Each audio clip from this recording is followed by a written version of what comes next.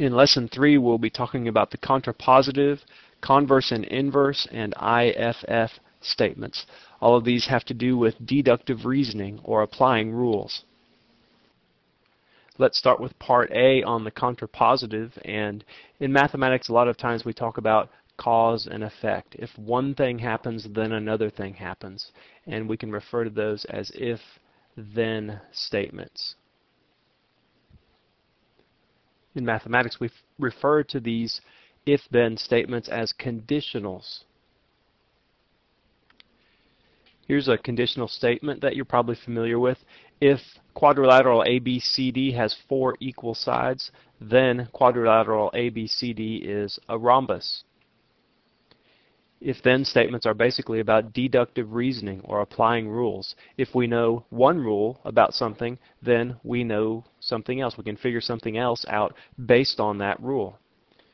Here's another if-then statement. If x squared plus 5x plus 6 equals 0, then its zeros are x equals -2 and -3.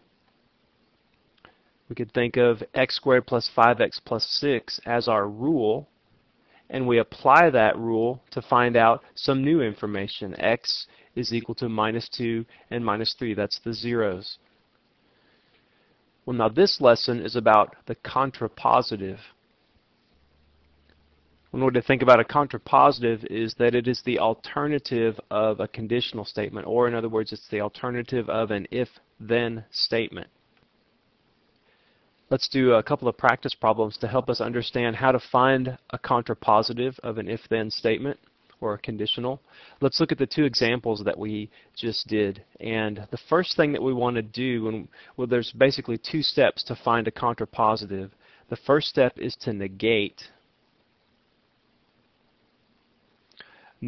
our original statement, and then the next step is to reverse. So look at what we have here. If ABCD has 4 unequal sides, so we negated that first statement, we negated the if statement. We made it the opposite, basically, of what it was. And then the then part, we say then ABCD is not a rhombus.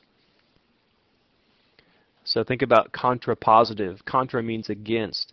This statement that we're making is against the positive statement, so it's kind of opposite the positive statement. We need to reverse this now. We've changed the then to the if part and the if to the then part. And so now we have if ABCD is not a rhombus, then ABCD has 4 unequal sides. And so there's our contrapositive statement. One thing we can conclude about conditionals and contrapositives is that they're different ways of saying the same thing. And what I have up there in yellow is that if a conditional statement is true, then its contrapositive is also true.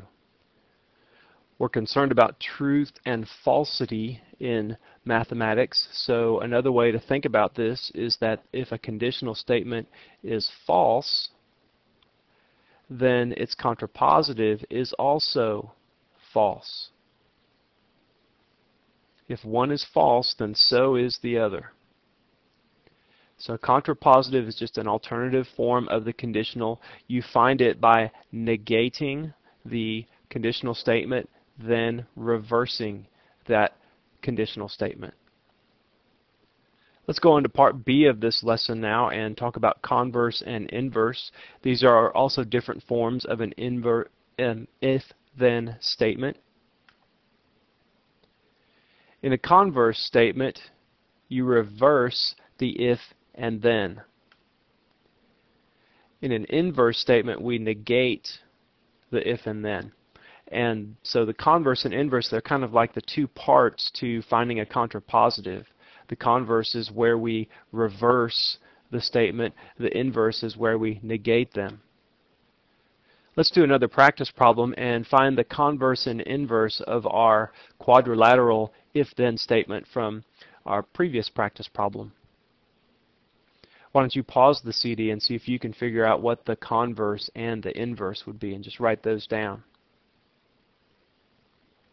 Here's what the converse would be, just reversing the if and then. If ABCD is a rhombus, then quadrilateral ABCD has 4 equal sides. And so the inverse statement would be just negating the if and the then. If ABCD has 4 unequal sides, then ABCD is not a rhombus. Here's a little mind game to think about. If you had the contrapositive of the converse, that would give you the inverse statement.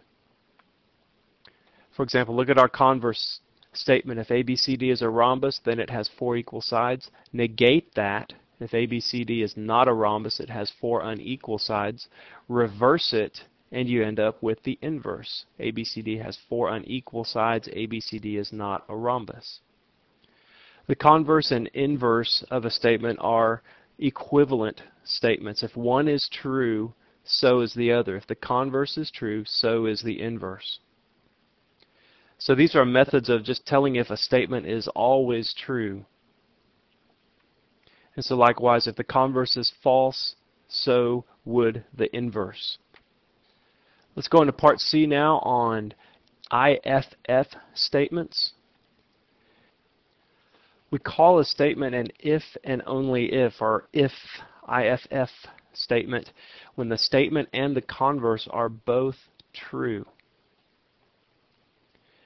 Now, we've been studying some problems where the statement and converse were both true. The converse could be false, though. That would not be an if and only if statement.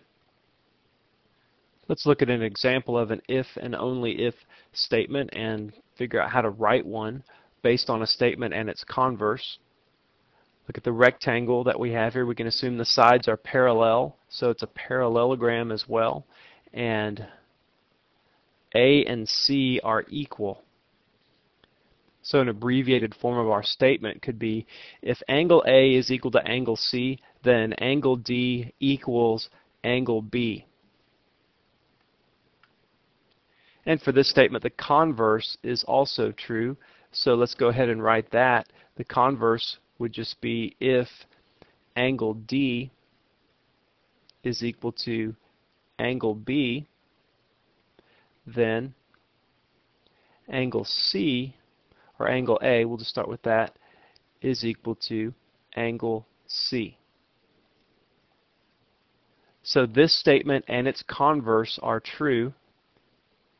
Here's how we would write an if and only if statement based on the original statement and converse. We would say that angle A is equal to angle C, IFF, if and only if angle D equals angle B.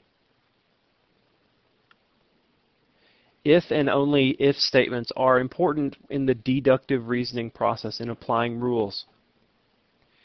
And just remember that you can create an if and only if statement when the statement and converse are both true. That's an important aspect of an if and only if statement. The original statement and converse are both true, then you can make an if and only if statement from that. Okay, well that's all for lesson 3.